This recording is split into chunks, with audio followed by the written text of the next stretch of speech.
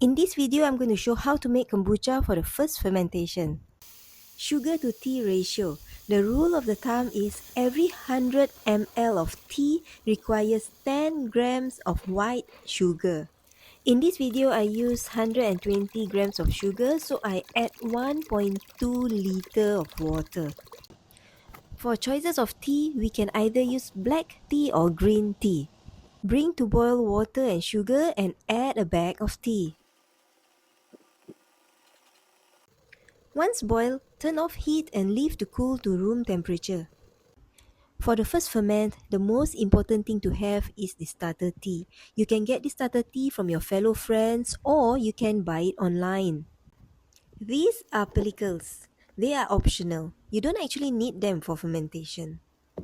The ratio for starter tea to new tea or fresh tea is generally 1 to 3. So today I'm using 400 ml of starter tea, so I will add in 1.2 liter of fresh tea. Make sure your fresh tea is totally cooled down to room temperature because hot tea will kill your starter tea. Cover your bottle with a kitchen towel and secure with rubber band. Oh yeah, always use glass bottles, not plastic bottles to make kombucha, okay? Jot down today's date and paste it on your bottle. First fermentation should be ready in 7 to 10 days.